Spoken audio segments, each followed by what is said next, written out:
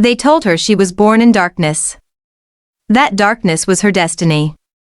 That a girl like her had no right to dream of light, but Amara dreamed anyway. This is the story of a girl who refused to disappear. A girl who discovered that the brightest light doesn't come from the sun, it comes from within. Amara was 7 years old when she learned that her voice didn't matter. It was a Tuesday morning. She sat in the back corner of her classroom, hand raised high, trembling with excitement. She had the answer. She knew it.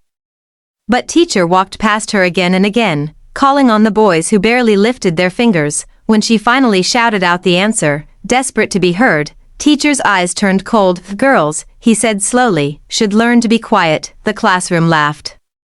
Amara's hand fell to her desk. That night, she asked her mother, "Why don't they hear me?" Her mother's eyes filled with tears she would never shed. "Because they choose not to, my child. That is our burden to carry." But Amara saw something else in her mother's eyes. Something hidden beneath years of silence. A flicker. A memory of someone who once dreamed of being heard. By 12, Amara had learned all the rules. Walk with your head down.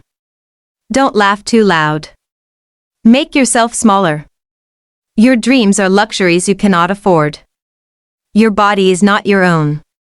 Your future is already written. Her father reminded her daily, education is wasted on daughters. You'll marry soon. That is your purpose. Her brothers ate first. Learned first. Dreamed first. Amara ate last.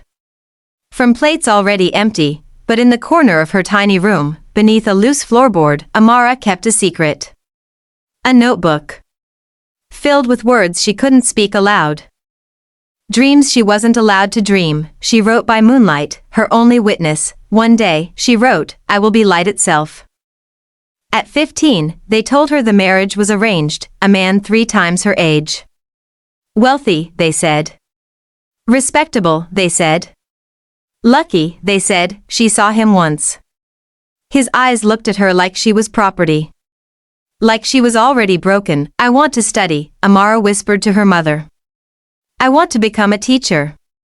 I want to." The slap came fast. Not from her mother, but from her grandmother. Wanting is a disease in girls.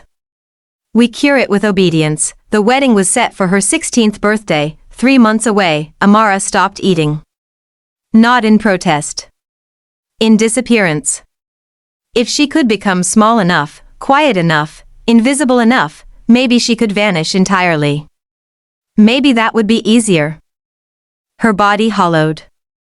Her light dimmed. One night, her youngest brother found her crying.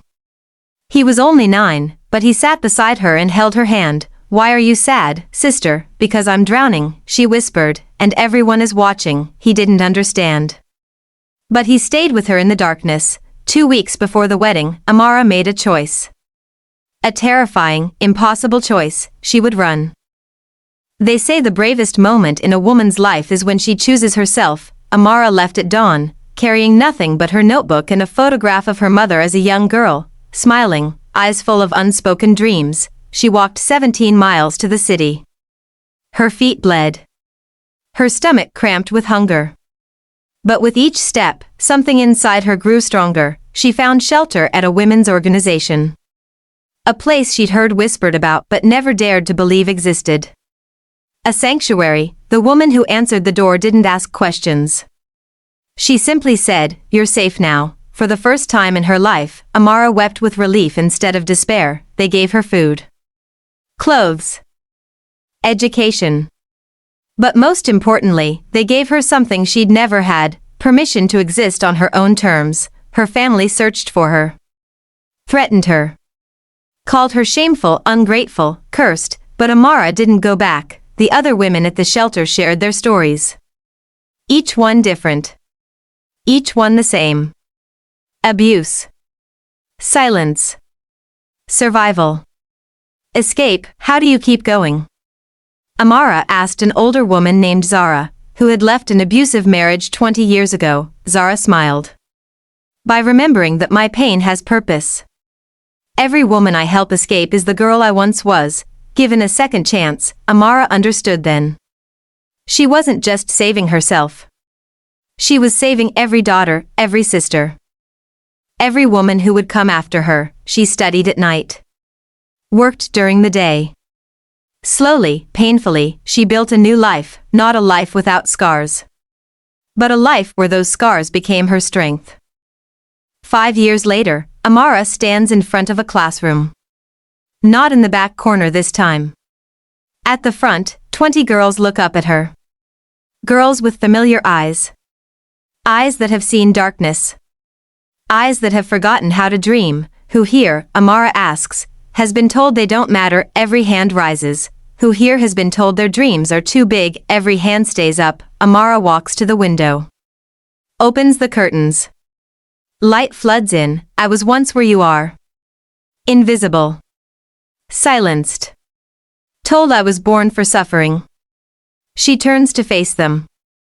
They were wrong, she tells them her story. Not to inspire pity, but to ignite possibility. You are not what was done to you. You are what you choose to become.